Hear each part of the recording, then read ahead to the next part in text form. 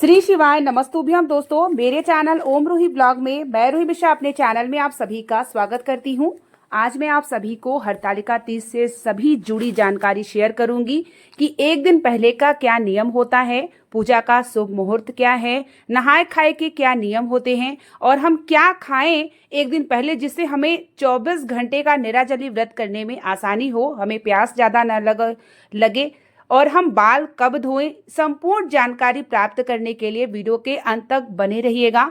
Video को like और comment में हर हर महादेव का नारा जरूर लगाइएगा। हरतालिका तीज का व्रत जो रखा जाएगा वो रखा जाएगा 6 सितंबर को।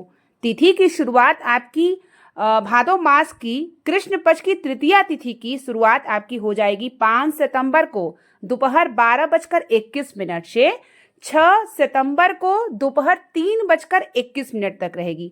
तो उदया तिथि के हिसाब से हरतालिका तीज का व्रत 6 सितंबर को रखा जाएगा। साथ ही भादो मास की कृष्ण पक्ष की तृतीया तिथि को हरतालिका तीज का व्रत रखा जाता है।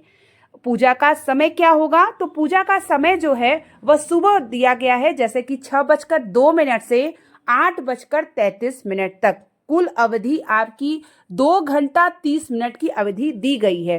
लेकिन प्रदोष काल में भी आप सभी पूजा कर सकते हैं। जो लोग मुहूर्त में पूजा करना चाहते हैं वो तृतीया तिथि की समाप्ति से पहले भी कर सकते हैं, लेकिन प्रदोष काल में भी हम सभी पूजा कर सकते हैं हरतालिका तीज व्रत का।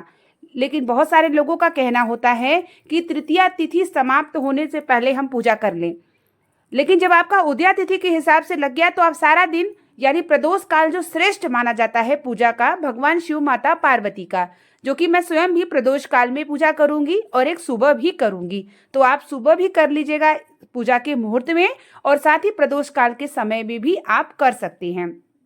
अब हम जानेंगे एक दिन पहले का नियम जो नहाए खाए को कहते हैं। हम सभी एक दिन पहले से हम सभी को सबसे पहले क्या करना है? सात्विक भोजन, बिना लहसुन प्याज का हमें भोजन करना है। बहुत ज़्यादा तेल मसाले वाला भोजन नहीं करना है, बहुत ज़्यादा हैवी भोजन नहीं करना है शाम के समय।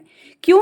क्योंकि अगले दिन हम सभी को 24 घंटे तक निर्जली का व्रत करना है और ऐसे में किसी भी प्रकार का अगर आप बहुत ज़्यादा हैवी भोजन कर लेंगे, तीखा भोजन करेंगे, तो आपको अगले दिन यानी जिस दिन आप व्रत करेंगे उस दिन आपको थोड़ा प्यास ज़्यादा लग सकता है। तो हमें ध्यान में रखते हुए एक दिन पहले से ध्यान रखना है। साथ ही पानी की मात्रा आप एक दिन पहले ही जो है ज़्यादा पीजिएगा, जितना भी हो सकेगा पानी जो है आप एक दिन पहले ज़्यादा जो है मात्रा में ले लीजिएगा। और सात्विक भोजन और बहुत ज़्यादा तीखा मसालेदार भोजन से बचिएगा। हल्का भोजन रात्रि में करिएगा शाम के समय, क्योंकि अगले दिन आपको व्रत करना है। साथ ही एक दिन पहले ही आप सभी जो है, क्योंकि बृहस्पतिवार पड़ रहा है तो बाल कब धुलें? देखिए, बृहस्पतिवार के दिन तो हम बाल नहीं धुलते हैं, लेकिन हरतालिका तीज के दिन हम बाल धुल सकते हैं। लेकिन अगर जिसके यहाँ नहीं धुला जाता है तब वो आप बुधवार को धुल लीजिएगा। लेकिन हरतालिका तीज के दिन आप व्रत वाले दिन हम इस दिन बाल धुलते हैं, क्योंकि हम 16 श्रृंगार करके माता पार्वती की पूजा करते हैं। इस साल अगर कोई व्रत उठाना चाहते हैं तो ये साल आप व्रत उठा सकते हैं हरतालिका तीज का व्रत का, क्योंकि कोई अधिक मास नहीं लगा है और शुद्ध मास में हम इस व्रत को उठा सकते हैं। अब हम जानते हैं एक दिन पहले हमें क्या क्या करना चाहिए। तो एक दिन हमें पहले जो है सात्विक भोजन, आपके घर की साफ सफाई होनी चाहिए। एक दिन अगर आपके माता पार्वती को गुजिया वगैरह आप अगर बना के चढ़ाते हैं हरतालिका तीज पर शंकर माता पार्वती को, तो गुजिया वगैरह बना ले। मेहंदी वगैरह जो आप लगाते हैं वो आप सभी एक दिन पहले ये सब तैयारी कर लीजिएगा। और जो है आपको अगर नाखून वगैरह जो कट वगैरह करना है वो बुधवार को करिएगा, क्योंकि बृहस्पतिवार पड़ रहा है। ये सब चीज़ ध्यान रखिएगा, जो बृहस्पतिवार के दिन हम नहीं करते हैं उस चीज़ का विशेष ध्यान रखिएगा। और उसके बाद जो है गंगा जल पूरे घर में छिड़काव कर लीजिएगा, क्योंकि हम जितना भी सात्विक रह सकते हैं, साफ सफाई से रह सकते हैं, पूजन कर लें। तो ये सब एक दिन पहले की हमें ध्यान में रखते हुए नहाए खाए का ध्यान रखना है। अब हम जानते हैं सरगी। सरगी यानी जो हम व्रत करते हैं अगले दिन सुबह उठते हैं, तो हमें जितनी जल्दी उठ सकते हैं हमारे कानों में कौवे की आवाज़ जाने से पहले हमें सरगी ले लेना चाहिए, जैसे कि ताकि आपको जो दिन भर प्यास ना लगे। इसके लिए आपको जल या चाय या छेने की रसगुल्ला या तो फिर कोई मीठा और भी आप ले सकते हैं, या केला वगैरह ले लीजिए, या आप कोई दवाइयाँ वगैरह लेते हो जो आपको ज़रूरत पड़ती है तो वो सुबह आप लीजिए। जितने सुबह हो सकता है, अंधेरा रहे, 4 बजे सबसे श्रेष्ठ समय होगा, उस समय सभी माताएं बहनें से अनुरोध है कि आप सभी उठ करके अपने शरीर की अवस्था को देखते हुए आप सब चाय पानी और जो भी चीज़ें ग्रहण करना चाहें आप कर लीजिए।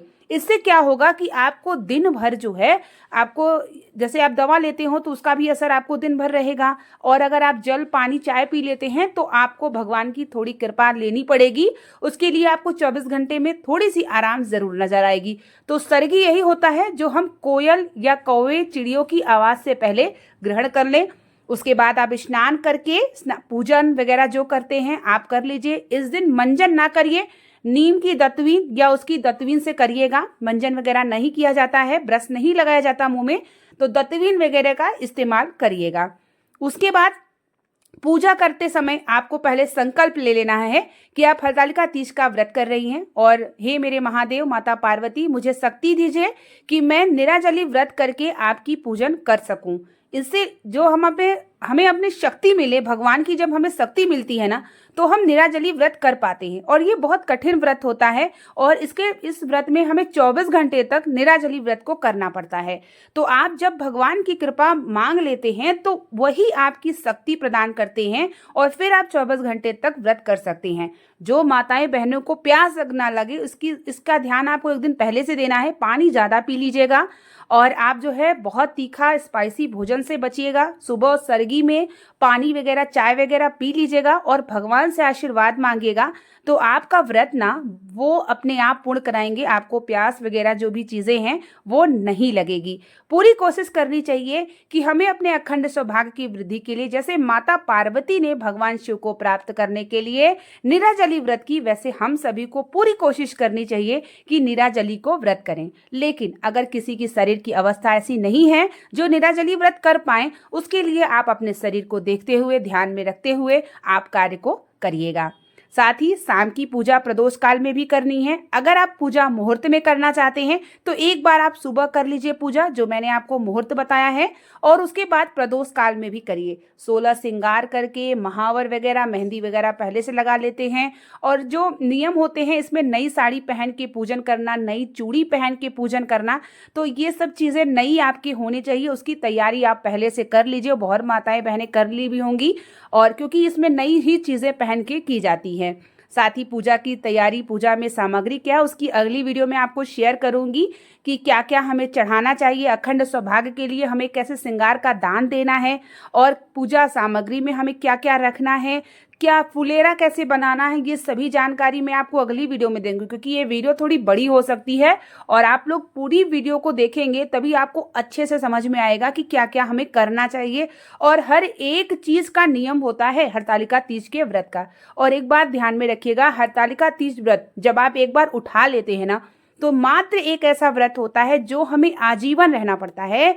इस व्रत को आप अगर उद्यापन करते भी हैं तो भी आपको रहना पड़ता है। ये अंत तक व्रत होता है जो अपने जीते जी हमेशा इस व्रत को करना पड़ता है। इसे कभी भी हमेशा इस व्रत को करना होता है। तो मात्र एक ऐसा व्रत होता है। तो इस व्रत को अगर आप कभी ये सोचे कि हम इसको उद्यापन करके व्रत को छोड़ें, तो ऐसा नहीं होता है। ये शास्त्रों के इस अनुसार मैंने आपको बताया है।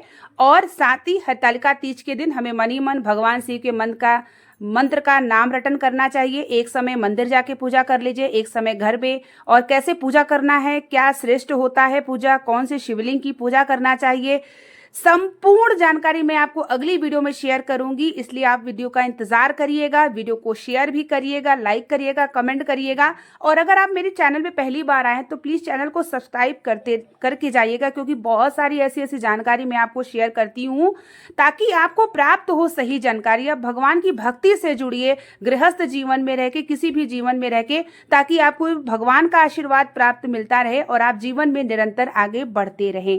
तो उम्मीद करेंगे कि वीडियो आपको अच्छे से समझ में आ गई होगी। अगर कोई भी आपको डाउट लगता है तो आप कमेंट के माध्यम से आप मुझसे पूछ सकते हैं। मैं जल्दी आपको जवाब देने की पूरी कोशिश करती हूँ और सारे डाउट को आपके क्लियर भी कर दूंगी। मैं स्वयं भी हरतालिका तीज का व्रत करती हूँ, उसकी भी वीडियो मैं व्रत में करूंगी, तो आपको हर एक चीज़ शेयर करूंगी, कैसे साड़ी लिया है, क्या किया है। मैं सारी बहनों को अपना हर एक चीज़ शेयर जरूर करूंगी। तो मिलते हैं आप लोगों के लिए नेक्स्ट जानकारी को लेकर के। तब तक के लिए आप लोगों को श्री शिवाय नमस्तुभ्यम। हर हर महादेव।